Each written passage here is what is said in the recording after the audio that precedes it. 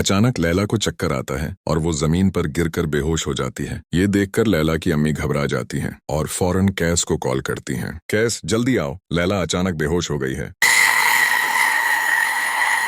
ये सुनते ही कैस दफ्तर से भागता हुआ घर पहुंचता है। वो लैला को उठाने की कोशिश करता है लेकिन लैला को होश नहीं आता। कैस बेचैन हो जाता है और बिना वक्त गंवाए उसे अपनी बाहों में उठाकर गाड़ी में बिठाता है। सीधा अस्पताल की तरफ दौड़ पड़ता है। डॉक्टर फौरन लैला को इमरजेंसी रूम में ले जाते हैं। कैस बाहर कुर्सी पर बैठा आंखों में आंसू लिए बेचैनी से इंतजार कर रहा होता है। थोड़ी देर बाद डॉक्टर बाहर आता है और मुस्कुराते हुए कहता है, रोना बंद करो, खुशखबरी है, लैला मां बनने वाली है और उसे होश भी आ गया है। ये सुनते ही कैस की आंखों में खुशी के आंसू आ जाते हैं। वो दौड़कर लैला के कमरे में जाता है, उसका हाथ पकड़कर कहता है, लैला तुमने मुझे जिंदगी की सबसे बड़ी खुशखबरी दी है। उसी वक्त लैला के अब्बू और अम्मी अंदर आते हैं। दोनों को दुआएं देते हैं और कहते हैं, माशा अल्लाह, बहुत मुबारक हो। तभी कैस का फोन बजता है। दूसरी तरफ रफीक साहब की घबराई हुई आवाज आती है, कैस तुम्हारे हमीद भाई का बिजनेस उसके दोस्त ने लूट लिया है। अब उसके पास कुछ नहीं बचा, वो खुदकुशी करने जा रहा है, जल्दी जाओ और उसे रोक लो।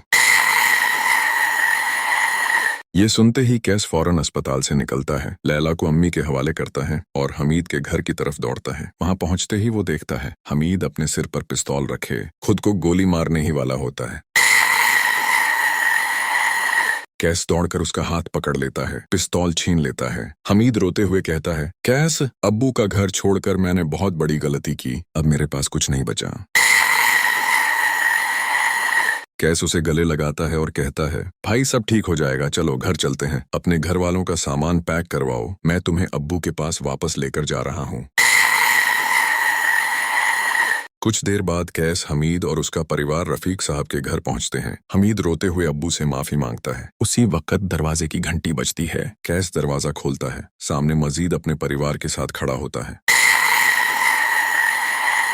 मजीद की आंखों में आंसू होते हैं। हमारे घर में डाकू घुस आए थे, उन्होंने सब कुछ लूट लिया। रफीक साहब की आंखें भी भर आती हैं। वो कहते हैं, देखो बेटो, जब तुम सब एक थे तो कोई तुम्हारा कुछ नहीं बिगाड़ सका, लेकिन जब तुम अलग हुए लोगों ने तुम्हें लूट लिया।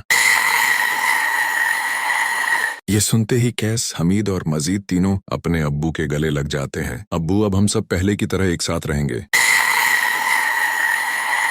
रफीका साहब और उनकी बीवी की आंखों में खुशी के आंसू आ जाते हैं। उसी वक्त नुदरत कहती हैं, मजीद भाई मैं अपने बेटे फैसल का रिश्ता आपकी बेटी सिद्रा से करना चाहती हूँ। मजीद मुस्कुराकर कहते हैं, ये तो बहुत खुशी की बात है। नुदरत कहती हैं, ठीक है, 1 हफ्ते बाद सगाई करेंगे।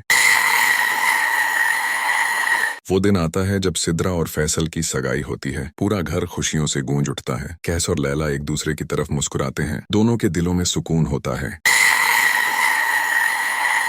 अगले दिन लैला का बर्थडे आता है। घर में जश्न का माहौल होता है। कैस लैला को एक खूबसूरत तोहफा देता है, जिसे देखकर लैला की आंखों में चमक आ जाती है।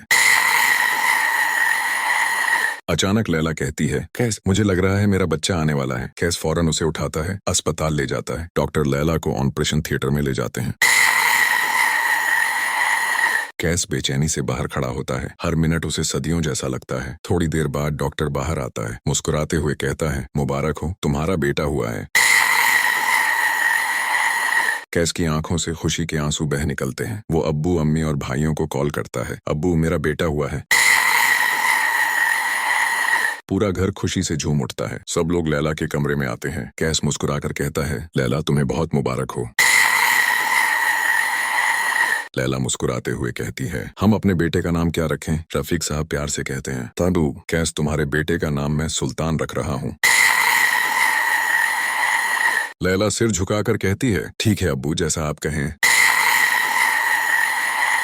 और इस तरह कैस का पूरा परिवार फिर से एक हो जाता है। सबके चेहरों पर सुकून और खुशी होती है। माहौल में मोहब्बत, इज्जत और एकता की खुशबू फैल जाती है।